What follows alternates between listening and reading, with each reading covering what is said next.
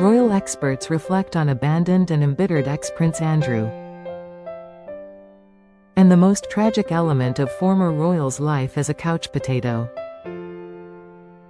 Prince Andrew, once second in line to the British throne, and widely regarded as the most charismatic of the Queen's children, has become one of the most isolated and pitied figures in contemporary royal history. As 2026 begins, royal commentators, biographers and palace insiders continue to dissect the slow, painful decline of a man who once embodied glamour, military valor, and effortless social charm, the word most frequently used to describe him today. Is embittered? Those who have followed his story closely say he feels deeply betrayed by the institution he served, by the media that hounded him, and by the family members who, in his view, failed to stand beside him when he needed them most. The "abandoned" label is not merely dramatic rhetoric. After settling the civil case brought by Virginia Giuffre in February 2022 for an undisclosed sum widely reported to exceed £12 million, Andrew was stripped of his military titles, royal patronages and the right to use the style, His Royal Highness, in any official capacity. King Charles III made it clear early in his reign that there would be no route back to public duties for his younger brother. The Duke of York, now 65, retreated fully to the sprawling Royal Lodge residence within Windsor Great Park, a property he fought fiercely to retain despite initial pressure to vacate it. There, in the grand but increasingly lonely mansion, he has settled into what insiders describe as the routine of a couch potato. Friends who still speak with him, albeit rarely, say his days are largely unstructured. He spends long hours watching television, particularly history documentaries, classic films, and occasional news bulletins. He reads voraciously, mostly military history, biographies of wartime leaders and books on the British Empire he once proudly represented. Occasional walks with his dogs around the Windsor estate provide the only real exercise. The house is staffed by a small, loyal team who have remained discreetly in his service long after most other royal households reduced numbers. Yet even they acknowledge the atmosphere has changed. The once lively household, filled with guests, laughter, and the constant hum of social events, is now quiet, almost monastic. Royal commentator Richard Fitzwilliams, who has tracked the Duke's fortunes for decades, describes the current existence as the most tragic element of Andrew's post-royal life. What we are witnessing is not merely retirement, Fitzwilliams told a recent podcast. It is enforced isolation bordering on exile. A man who once commanded rooms, who loved the spotlight and thrived in it, has been reduced to a life of enforced invisibility. The tragedy is not the loss of titles or money. The tragedy is the loss of purpose, the sudden absence of the structure that had defined his entire adult existence. Other experts echo this sentiment. Ingrid Seward, former editor of Majesty magazine, says Andrew's current situation is heartbreaking. For anyone who remembers the confident young prince of the Falklands era, he was the action man, the helicopter pilot, the naval officer who came home a hero. Now he sits alone in a vast house, watching the world move on without him. Seward points out that Andrew's military career had always been central to his identity. The Falklands conflict of 1982, during which he flew dangerous helicopter missions as a young sub-lieutenant, remains the proudest chapter of his life. He has never stopped speaking of it with pride. In private conversations with old comrades. Yet the very institution he served has now distanced itself from him completely. The loss of military titles in 2022 was, for many observers, the final, decisive cut.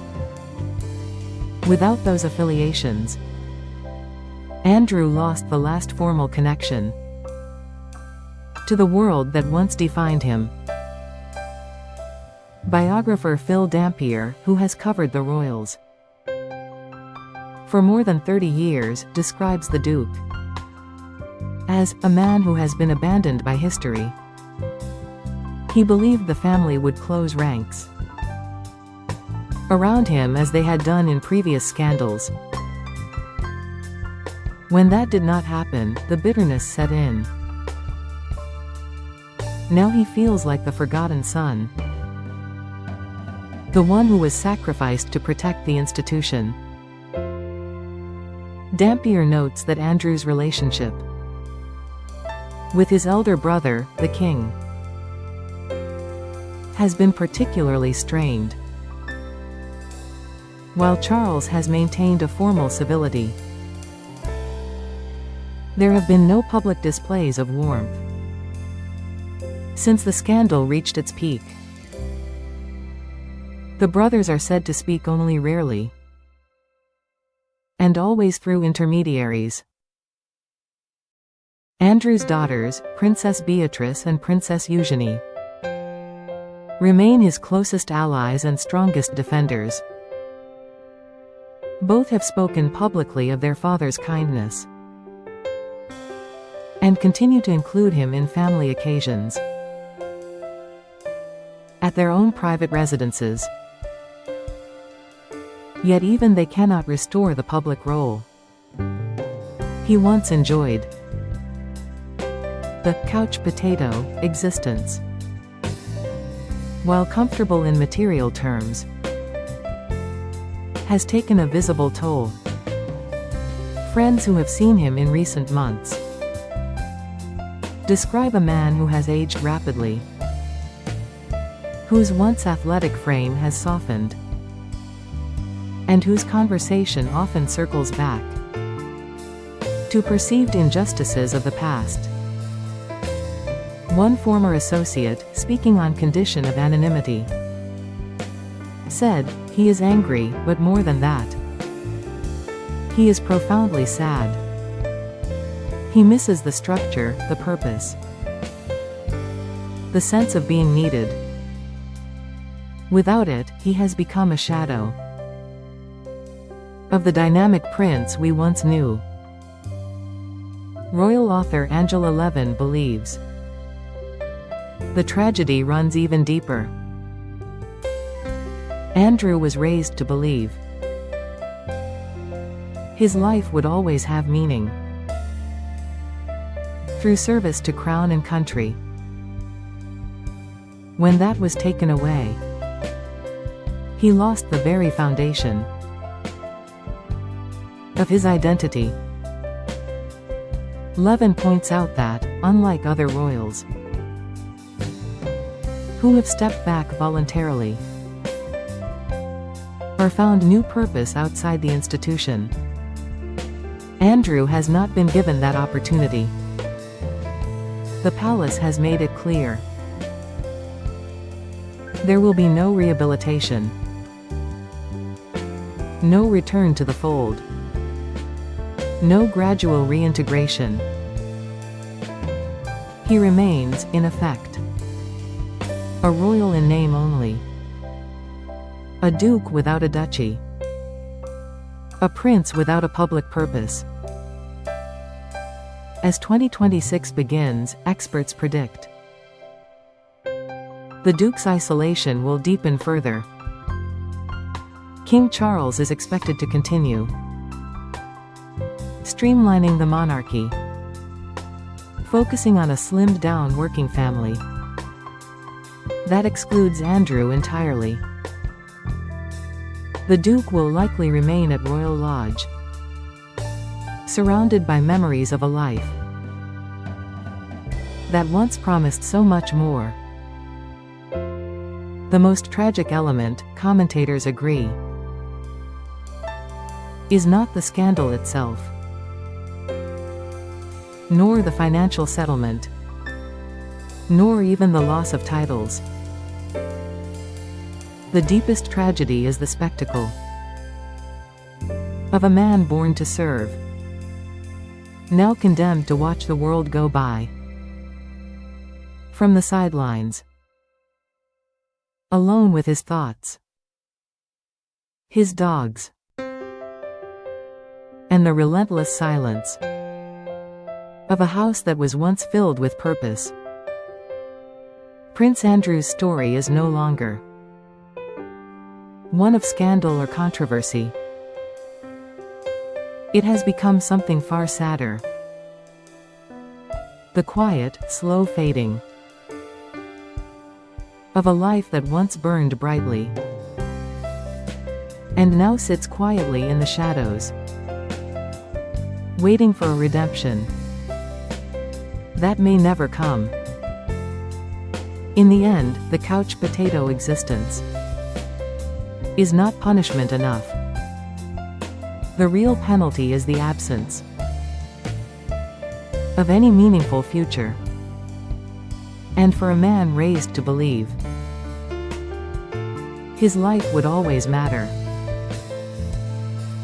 that absence is the cruelest sentence